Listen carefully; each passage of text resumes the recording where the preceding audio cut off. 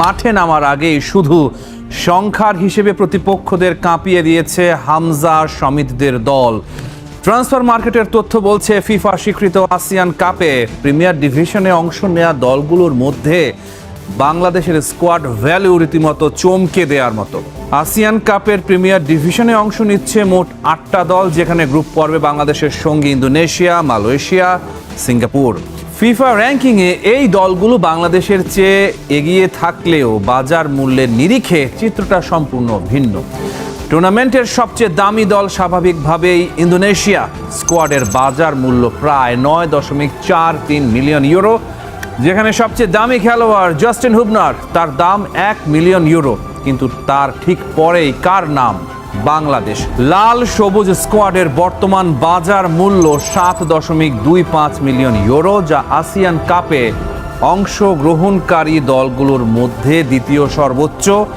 আর এই বিশাল মূল্যের পেছনে বড় অবদান একজনের, হামজা চৌধুরী। প্রিমিয়ার লিগ খেলা এই ডিফেন্ডারের একার বাজার মূল্য 4 মিলিয়ন ইউরো, বাংলাদেশি টাকায় যা প্রায় 57 কোটি টাকার বেশি।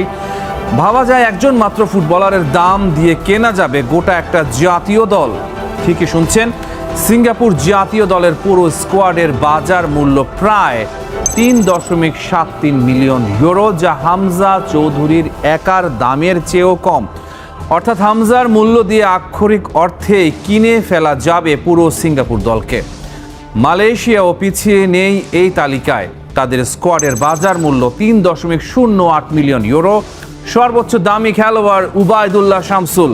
গ্রুপ বিতে থাকা ভিয়েতনাম র্যাঙ্কিংয়ে 98তম স্থানে থাকলেও তাদের মার্কেট ভ্যালু বাংলাদেশের চেয়ে কম, 6.63 মিলিয়ন ইউরো। দলের সবচেয়ে মূল্যবান খেলোয়াড় রাফায়েলসন।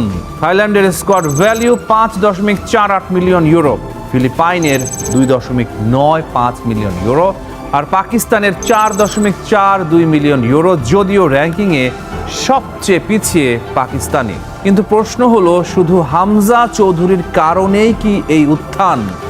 গত 1 বছরে বাংলাদেশ ফুটবলে এসেছে বড় পরিবর্তন। ঘরের মাঠে ভারতকে হারানোর মতো ঐতিহাসিক জয় পেয়েছে জামাল ভুঁইয়ার দল। একের পর এক অরিজিন ফুটবলার যুক্ত হচ্ছেন জাতীয় দলে, যাদের অনেকেই ইউরোপের বিভিন্ন লিগে খেলার অভিজ্ঞতা নিয়ে আসছেন। ফলে দলের সামগ্রিক মান আর বাজার মূল্য দুটোই বেড়েছে একসঙ্গে। তবে বাস্তবতা হলো, মার্কেট ভ্যালু বেশি হলেই মাঠের ফলাফল নিশ্চিত হয় না।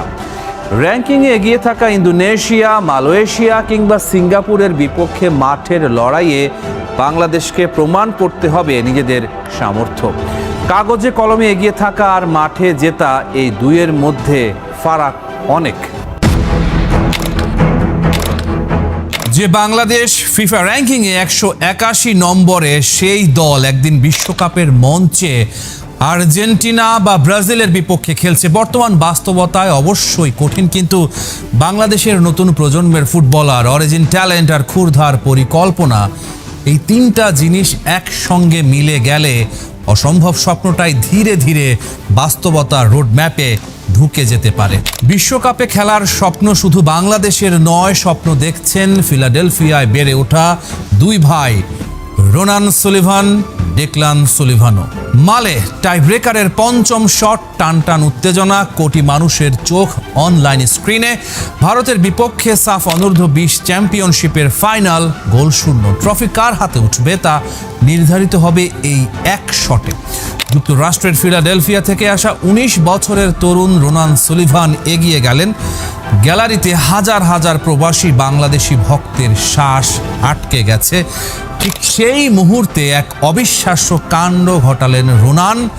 গোলকিপারকে পুরোপুরি বিভ্রান্ত করে নিখুঁত এক পানেনকা চিপ। বলটা বাতাসে ভেসে জালে জড়াতেই মালের স্টেডিয়াম যেন আগ্নেয়গিরির মতো ফেটে পড়ল। বাংলাদেশ ফুটবল বিশ্বকে জানিয়ে দিল, এক নতুন রূপকথার শুরু হয়েছে। রোনান, ডেকলান যখন বাংলাদেশে এলেন, তখন কিন্তু তাদের জন্য কোনো লাল গালিচা ছিল না। 30 জনের বেশি ফুটবলার নিয়ে ক্যাম্প, জায়গা নিশ্চিত নয়, মাঠে ভাষার সমস্যা, আর সবচেয়ে গুরুত্বপূর্ণ, স্থানীয় ফুটবলারদের সঙ্গে তাদের বোঝাপড়া তৈরি করতে হয়েছে একেবারে শূন্য থেকে। রোনানের ভাষায়, আপনি যখন বিদেশি তখন শুরুতে বল পাওয়া কঠিন, কারণ আপনি ভাষা জানেন না। হয়তো দলের ছেলেরাও প্রথমে খুব খুশি ছিল না যে আমরা সেখানে এসেছি, কিন্তু আপনি কয়েকবার বল পেয়ে নিজের সামর্থ্য দেখাতে পারলে ব্যাপারটা বদলে যায়। অভিযোগ আছে দেশীয় ফুটবলাররা সিন্ডিকেট করেন প্রবাসী ফুটবলারদের বিপক্ষে। সুযোগ থাকলেও তাদের পাস দেন না, মাঠে সেভাবে বল দেন না তাদের। এর পেছনে দায়ী করা হয় স্থানীয় কোচদেরও। গত এপ্রিলে ঠিক একই অভিযোগ করেছিলেন বাংলাদেশ জাতীয় দলের অধিনায়ক জামাল ভুঁইয়া। সিন্ডিকেট প্রসঙ্গ তুলে জামাল জানিয়েছেন, প্রথম দিকে জাতীয় দলে খেলার সময় টিমমেটরা বলতো উনার সাথে খেলো না, ওনাকে পাস দিও না, ওনার সাথে খেলো না, ওনার সাথে পাস দিও না। অরিজিন খেলোয়াড় ধারণাটা এখন বাংলাদেশ ফুটবলের সবচেয়ে বড় অস্ত্র হয়ে উঠেছে। অনেকটা স্কোয়াড ডেপথ বাড়ানোর এক ভিন্ন মডেল, যেখানে ঘরোয়া লিগের সীমিত ট্যালেন্ট পুলের বাইরে থেকেও শক্তি টেনে আনা যায়। যেখানে ফিফা র্যাঙ্কিংয়ে বাংলাদেশের অবস্থান 181, সেখানে 18 কোটির বেশি জনসংখ্যা আর জাতিসংঘের হিসাবে বিশ্বের 6ষ্ঠ বৃহত্তম প্রবাসী জনগোষ্ঠী এক লুকানো শক্তি। যুক্তরাজ্য, যুক্তরাষ্ট্র, ইতালি সব জায়গায় ছড়িয়ে থাকা বাংলাদেশি বংশোদ্ভূত প্রতিভাদের একত্র করাই এখন ফেডারেশনের মূল কৌশল। আর এই মাস্টার প্ল্যানের কেন্দ্রে বর্তমানে থমাস ডুলি, যুক্তরাষ্ট্র জাতীয় দলের সাবেক অধিনায়ক। জার্মানিতে বেড়ে ওঠা, ফিলিপাইনেও কোচিং করিয়েছেন বাংলাদেশ দলের প্রধান কোচ। ডুলি স্পষ্ট করে বলেছেন, বাংলাদেশি রক্তের যে কোনো খেলোয়াড়ের জাতীয় দলে খেলার অধিকার আছে, আর এটা নিয়ে কোনো আপোষ নেই। তার মতে লেস্টার সিটির মিডফিল্ডার হামজা চৌধুরীর মতো তারকারা স্থানীয় খেলোয়াড়দের জন্য অনুপ্রেরণা, প্রতিদ্বন্দ্বী নন। একজন উঁচু মানের মিডফিল্ডার দলের বিল্ড আপ আর প্রেসিং স্ট্রাকচার দুটোই উন্নত করে দিতে পারেন, আর তার কাজের নীতি বাকিদের জন্য উদাহরণ হয়ে ওঠে। কিন্তু চ্যালেঞ্জও কম নয়। প্রতিদিন হাজারো বার্তা আসে বিদেশে থাকা সম্ভাব্য খেলোয়াড়দের ভিডিও নিয়ে, অথচ বাজেট সীমিত। ডুলি নিজেই বলেছেন, প্রতিটা ফ্রি কিকের হাইলাইট ভিডিও দেখে স্কোয়াডে জায়গা দেয়া সম্ভব নয়।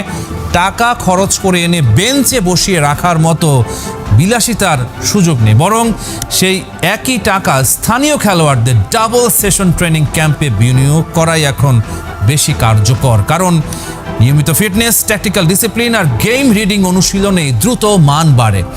ডুলির মূল্যায়নে দলের গড় খেলোয়াড় যদি মাঠে সিদ্ধান্ত নিতে শেখেন, রিফ্লেক্সের বদলে বুদ্ধি দিয়ে খেলতে শেখেন, ভুল কমাতে শেখেন, তাহলে সামগ্রিক পারফরমেন্স 20 থেকে 30% পর্যন্ত বাড়া সম্ভব। ফিফা র্যাঙ্কিংয়ে 150-এর ঘরে পৌঁছানো তার কাছে বাস্তবসম্মত লক্ষ্য। তাহলে আসলে স্বপ্নটা কি? ডুলির ভাষায়, যদি ফিফা বিশ্বকাপ 64 দলে সম্প্রসারিত হয়, তাহলে বাংলাদেশের সামনে বাস্তবে কোয়ালিফিকেশন করার সুযোগ তৈরি হতে পারে। দক্ষিণ এশিয়ার কোনো দেশ আজ পর্যন্ত পুরুষ বা নারী বিশ্বকাপে খেলেনি। সেই ইতিহাস ভাঙার স্বপ্নই এখন সুলিভান ভাইদের মতো তরুণদের তাড়া করছে। কিছু নাম আশা জাগাচ্ছে। ফুলহাম একাডেমির উইঙ্গার ফারহান ওয়াহিদ, ইংল্যান্ডের 4র্থ বিভাগে খেলা অ্যাটাকিং মিডফিল্ডার লুই ওয়াটসন, সাথে হামজা চৌধুরী আর সমিত সোম।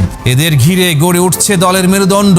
ডুলি এখন বিশেষভাবে নজর দিচ্ছেন গোল কিপিং পজিশনে, কারণ শক্তিশালী স্কোয়াড গড়তে হলে গোল বারের নিচেও নির্ভরযোগ্যতা দরকার। ডেকলানের মতে নেহান হাসান কিংবা ট্রেভর ইসলামের মতো আরও প্রতিভা যদি স্কোয়াডে যুক্ত হয়, তাহলে কোয়ালিফিকেশনের স্বপ্ন অসম্ভব নয়। গার্ডিয়ানকে দেয়া সাক্ষাৎকারে রোনান বলেছেন, আমার মনে হয় আমরা যদি বিশ্বকাপ খেলার যোগ্যতা অর্জন করি, তবে পুরো দেশ আনন্দে ফেটে পড়বে। ডেকলান বলেছেন, যখনই 64 দলের বিশ্বকাপ নিয়ে ভাবি, চিন্তা করি, মনে হয় আমরা যদি এই খেলোয়াড়দের পাই, তাহলে আমাদের বিশ্বকাপে কোয়ালিফাই করার সুযোগ থাকবে। এটাই তো স্বপ্ন, এটাই চূড়ান্ত লক্ষ্য। নভেম্বরে ঢাকায় হতে যাওয়া সিনিয়র সাফ চ্যাম্পিয়নশিপ হবে এই প্রজেক্টের প্রথম বড় পরীক্ষা। 2003 সালে স্বাগতিক হিসেবে একবারই শিরোপা জিতেছিল বাংলাদেশ, তারপর আর নয়। হামজা চৌধুরী, সমিত সোম, ফারহান আলী ওয়াহিদ, জিদান ইউসুফদের মতো অরিজিন ফুটবলার, সাথে বাংলাদেশের ঘরোয়া ফুটবল থেকে উঠে আসা প্রতিভাবান খেলোয়াড়।